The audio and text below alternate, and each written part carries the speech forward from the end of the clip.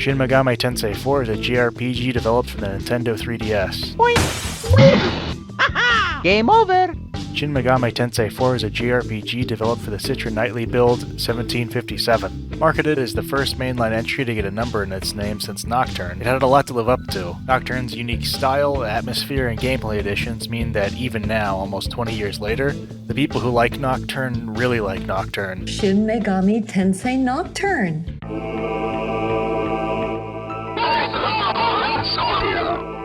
It's in no way an easy act to follow up. You couldn't just undemi the Fiend, bug inside you some other high schooler, and then send them into some new inside-out rock garden world. I mean, you could, but if you did it right after Nocturne, you'd both intrude on its own unique identity, and reduce the wider mainline series aesthetic into guys with tribal tattoos playing around in the sand, the same way Persona games are always about high school antics. So as a latecomer who only recently got into mainline through Nocturne, I really didn't know what to expect going into 4, other than it was fairly well liked, had a good soundtrack, and some of the characters made very funny faces. I was pleasantly surprised to find that the game not only presents itself in a manner totally different to Nocturne, but also manages to carve out a separate original identity for itself, with one of the best settings, soundtracks, and narratives I've ever seen in a game. I'd say similar things about Nocturne too. I don't think I have a clear favorite between the two, but gun to my head I'd probably lean Nocturne due to some gameplay changes I'll get into later. The game starts off with a warning that it's a work of fiction, which is a good thing, because right after, you're presented with your player character flying above the cloud line, listening to a Legends of the Hidden Temple episode dubbed in Swahili. I'll tell you what's gonna happen here. Meeny, meeny, tekel Upharsin. Many awaken from their slumber within the earth's soil. The lion's roar has drowned out the great eagle. Thank you, Olmec. This is real, right? After a few more scenes of a dream sequence, you wake up to find yourself in the eastern kingdom of Mikado. It's like the 1500s or something, and not like fantasy 1500s either. There's no goblins or dragons running around at first glance. The player character, who I'm mostly just gonna call Flynn, his name defaults to Flynn, everyone calls him Flynn on the internet and he looks like a Flynn, and also a little bit like an owl. Anyway, the player character and their friend are headed to the capital city of Mikado to undergo the Gauntlet Rite, a test to see if they'll be inducted into the ranks of samurai, Mikado's soldiery class. Both Flynn and his friend are casuaries, which are peasants, and since a person's class is dictated by their bloodline, the only real chance of moving up in the world they have is becoming samurai. Your friend goes ahead of you and is turned down. When Flynn steps up, a priest's opacity sliders a gauntlet onto his arm, and moments later, it slides open to reveal a digital display. The screen lights up, indicating that Flynn wins the Gauntlet Rite. Now, as a samurai, it's revealed to the player that they're not just ye old cops, but that under Mikado Castle there's a cave system demons climb up to reach the surface world, and it's your job to stop them. You're introduced to the other 4 new samurai who have also passed the Gauntlet Rite: Walter, Jonathan, Izabu, and Navarre. Walter's a casualty like Flynn, but the other 3 new recruits are from Mikado's nobility, denoted with the difficult-to-say title of Lecturer. Izabu and Jonathan don't really seem to care all that much about the caste difference. Navarre, on the other hand, is a huge prick about it. Jonathan's got a strong sense of duty and is happy to be a samurai if it means he gets to protect Mikado. Walter's just kinda happy to be there since it means he doesn't have to be a peasant farmer anymore. Izabu's fairly reserved, she's just doing her best to keep up with expectations and roll with the punches. Navarre's just kind of a smug prick. From here the gameplay actually starts as you and your fellow apprentice samurai learn the ropes about keeping the endless tide of demons from coming to the surface. Not only through direct combat, but also by building a team, by convincing some to fight with you, and also monster mashing volunteering demons together into even stronger demons. I'll talk more about that later though. There's still narrative setup. Like the first 6 of the game is the setup. Also there's a big reveal I'm gonna spoil, but it's pretty obvious when it happens, and even the OST cover spoils it. And knowing about it doesn't really ruin anything. Anyway, during the extended intro bit, you go on training missions to the Demon Hole, and have some slice of life adjacent moments where the new samurai hang out. At some point, Navarre steals fizzy lifting drink and gets Oompa Loompa out of the plot. After a few days, or months of training, I can't tell how much time is supposed to have passed, it's weird. Anyway, after some time has passed, the samurai hear about a mysterious figure called the Black Samurai, who's been handing out literature to the peasants. These books are actual works that exist in real life, but they're fairly recent and definitely not stuff that's supposed to exist in the 1500s. I mean, I guess you could also say that about the screen and the gauntlets, but that could be magic, I guess. Anyway, the books stoke discontent from the casualties who read them, making them much more resentful about their unfair relationship with the nobility than they were before. Shortly after hearing about the Black Samurai and literature for the first time, a nearby village comes under attack. When the samurai arrive, they learn that the place had actually been torched by the children of the town, who, after reading the Black Samurai's books, anamorphed into demons. They find the black samurai hanging out in the woods. As it turns out, the samurai is a chick in a spacesuit. When confronted, she smugly claims that she's just trying to spread knowledge and wisdom. When the apprentice samurai attempt to arrest her, she deploys her 40 self-defense skanks she keeps in her pockets to make the men go pink while she escapes. After hearing about the incident, Mikado's leadership ordered the samurai to descend in the deepest parts of the demon hole, into the Unclean Ones country, to capture the black samurai. Going down there is something they're really not supposed to do, usually, but they're making an exception if it means stopping the scourge of literacy from spreading to the surface world. After the game's first 2 main boss fights, and also after the apprentices find some guns. Scanning. This is a weapon called a gun. These guns could come in useful. The game stops beating around the bush and finally reveals its true setting. There are stars below us.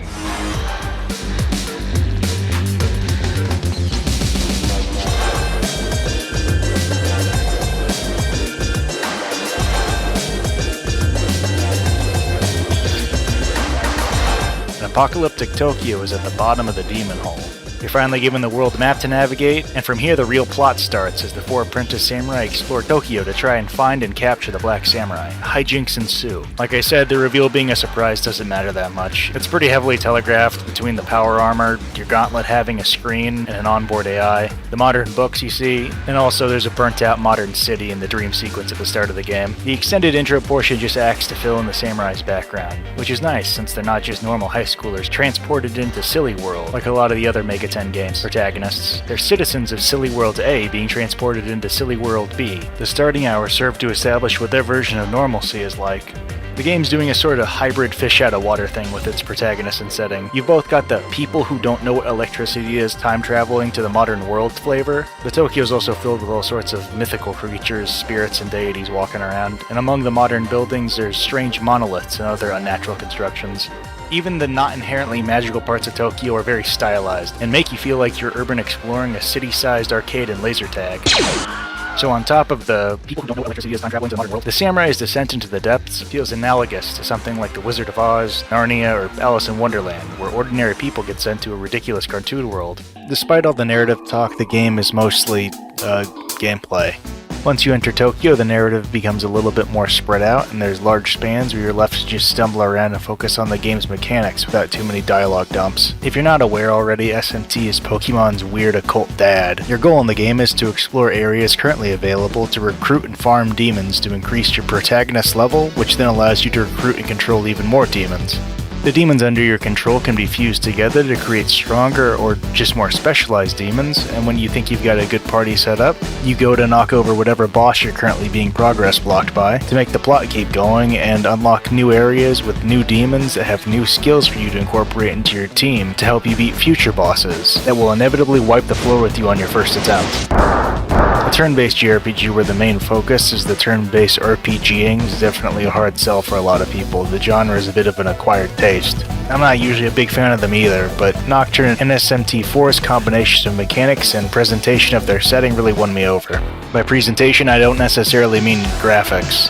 The game looks fine, the background art is high enough quality, even if a lot of the NPCs do look a bit crushed to hell, and the 3D environments are pretty close to looking like Nocturne's PS2 quality locations, but it's just pretty good on its own. The visuals really aren't enough to convey the setting's unique personality on their own. However, they're more than halfway met by the game's OST, which has over 100 tracks on it that communicate everything the bit-crushed NPCs can't. There's a lot of examples of how much weight the music pulls. For instance, you buy weapons from the black market in-game. To gain access, you've got to answer a fake Jamaican's riddle first, who will then introduce you to a JPEG of a guy in a chair surrounded by a bunch of guns. There's a menu, you can buy and sell things. He says, This is real, right? which makes me laugh because it sounds like he's having a sub-lucid trip or something. It's all serviceable. Or it would be just serviceable. But the store sounds like...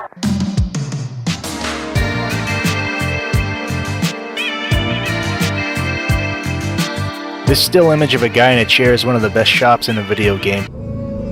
Got something that might... Just because the theme perfectly projects what the shop is supposed to be about. It's not just because the track's good. The video game is blasting noises that sound audibly illegal. The whole game is like this. The different unique location themes are 70% of what makes the setting stand out. The OST is also used to make the swap from Mikado to Tokyo feel more stark. The music at the start of the game sounds nothing like the music in the city. It's more generic fantasy RPG music.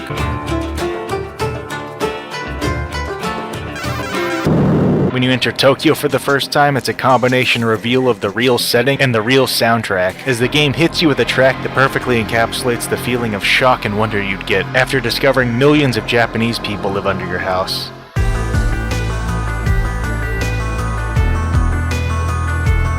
Probably the most effective track in the game is the boss theme. The first boss's reveal is timed in a way that makes a scene feel more like it's a reveal of the fight music than the fight itself. I will dine on your blood that wishes to mingle with the unclean.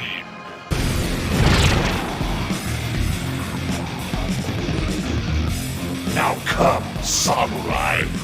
Put on a good show.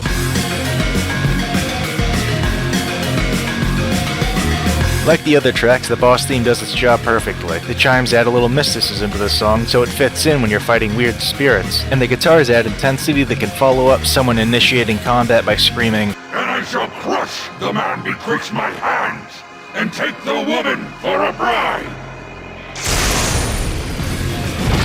Suddenly, this looping 5-frame GIF feels like a more intense boss than stuff you see in a lot of AAA games. There's one more really excellent presentation thing, or like 1.5, or like 1 and 2 halves. First half point being how good demons look. Demons in SMT aren't like Red Devil guys.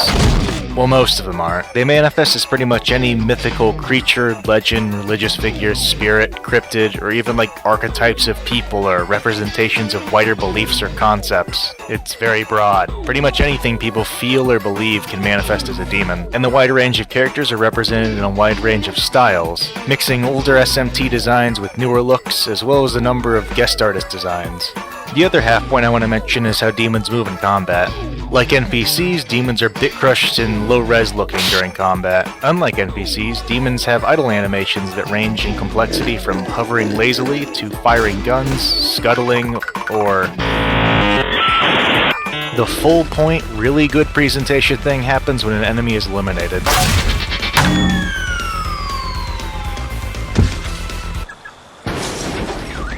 Demons exit the living world in a way related to the type of attack that last hit them. Fire attacks incinerate demons, ice freezes and shatters them, slash cleaves them in half, blunt punts them into the stratosphere, wind spaghettifies them, almighty unmakes them, and I don't know what makes them do this.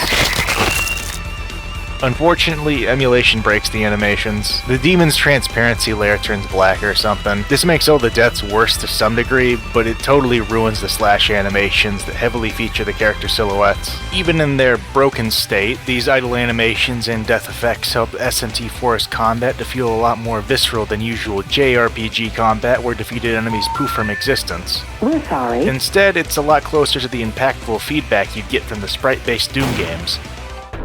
Like Nocturne, SMT4 uses the press turn system for its turn-based combat, which grants additional moves to you if your attacks exploit an enemy weakness or critically hit, while wasting additional moves if you miss your target, or your target nullifies your attack in some way. These rules apply to enemy turns too, and as a result you get a really engaging combat system, where having a wide range of damage types, or just the correct damage types, lets you wail on your enemies without them being able to respond, while having the right resistances on your team lets you cancel enemy turns entirely. Something you want to do as much as possible because everyone in SMT4 hits like a truck. It's me! Nocturne's already considered to be pretty hard, but in that game when you fail, it's because you get attritioned out or you are weak to your enemy's damage type, so they got to attack your party leader a million times in a row. SMT4 is nice enough to do away with the main character death meaning a game over, but only because it's not gonna save you. You didn't make it! If a decent-sized enemy squad gets the chance to attack, you're probably gonna take some casualties. To help balance things out, while in 3D environments, you can swing your weapon, and if you hit one of the enemy encounter blobs before they touch you, you'll get to go first in battle. Unfortunately, on the Tokyo map, you don't get to swing, or have arms at all. You're a little thimble man who initiates fights by bumping into enemies. Turn order is dictated by your team's agility here, so it feels pretty out of your control when you stumble into a firing line. Even more obnoxiously, sometimes enemy reinforcements spawn in at random and decide they get to attack before you. Not much you can do but save off so you don't lose progress to a bad engagement. Also new in SMT4, when a character does something that extends their turn or shrinks the enemy's turn, there's a chance they'll become aggressively smug until their next attack. While smirking, a character has a high dodge chance, and on their next attack they'll do bonus damage or deal a guaranteed crit if they use a raw attack. If you somehow manage to get your entire squad smirking at once, you'll get a free AoE heal and mana refill. This doesn't happen ever though. Smirking is probably one of the most hated features in the game because it can make you lose boss fights to RNG. If one of your guys gets critted and the enemy rolls a smirk, your options to react are limited, and there's a good chance you're just done. Now's as good of a time as any to mention that the other samurai can also help Flynn during fights. They'll toss out an attack after your team runs out of moves, soak up some damage from enemies on and off, which is usually pretty helpful and can even save you from death sometimes, but sometimes the other apprentices have a bad habit of using the wrong attacks on bosses, triggering the boss's smirk and losing you the fight outright. Not again! SMT is about gaining power. This involves buffing up both Flynn and your team of demons. Flynn-gression in SMT4 is a bit different to how Fiend-gression was in Nocturne. The Demi-Fiend's bug-chasing mechanic and refusal to wear a shirt are gone. Flynn learns his moves directly from demons and is contractually obligated to put on any outfit you tell him to. Different equipment will change his resistances, his stats, and how his attacks behave. Also new is whenever Flynn levels, he'll be awarded Apple Store credit he can spend on apps. These provide different bonuses and utilities, like letting you recruit 2 demons at once. Thank you! Like the Demi-Fiend, you can customize Finn's stat line exactly how you want, which is nice if you know what any of these numbers mean. Also, the main character's level still dictates what level of demon will be willing to listen to you. Speaking of demons listening to you, just like the other games, the demon stuff is the much more robust half of the game's progression. But before getting to actually do any of the robust stuff, you've got to convince them to listen to you, which is about as safe and easy as making deals with demons sounds. Assuming you can even understand them. Potential recruits will first open up with a line of questioning. They're very mean. You can't stand up to a woman with personality. You may as well just lie in the mud and let me walk all over you. And not very consistent or even coherent half the time. You're quite reasonable. There's no right answer to their demands, it's mostly RNG. They'll just play along if they feel like it. But some responses do seem to have a lower chance of pissing demons off. I got something awesome. It's a ball of mood made by me. If you can keep an enemy's attention for long enough, they'll start talking price. They'll ask you for a series of gifts and favors. Like Nocturne, you've got to say no to a few of their asks, otherwise the demon will think you're a doormat and leave. Once you've handed over enough pocket lint and tear gas grenades, the demon will fully relinquish their bodily autonomy and you own them. Once you've got them under control, demons act like party members. You can have up to 3 of them in your squad at once. They've all got different resistances and weaknesses, as well as different stat lines and movesets. Each demon also has a few skills they'll learn while leveling, and once you've unlocked them all, Flynn is able to learn any of their skills as long as they're not passives for some reason. Demons also have a limited shelf life. After a little while, they'll start falling behind Flynn in levels, and when they stop being useful, you're meant to recycle them using Fusion. With Fusion, you discard 2 lower level demons to get a single higher level demon. You'll be allowed to set the new demon's skills, picking from a list made up of what the new guy would have started with, plus all the skills of the 2 demons you fuse to get the new guy. SMT4 also heavily pushes special fusions, which require 3 or more specific demons and grant you an otherwise unobtainable team member, like the boss demon. Generally speaking, the fusion system is a lot lighter than Nocturne's, but there's an added focus on filling out the Pokédex, both to have more sources to collect skills from, but also so you have the proper parts to complete special fusions. That's just about everything. Genuinely like a 20 out of 10 game. If Atlas ever manages to do a remake or something, and I see a reveal trailer during E3 blasting, I'm gonna make the guys who cry at Star Wars look well adjusted.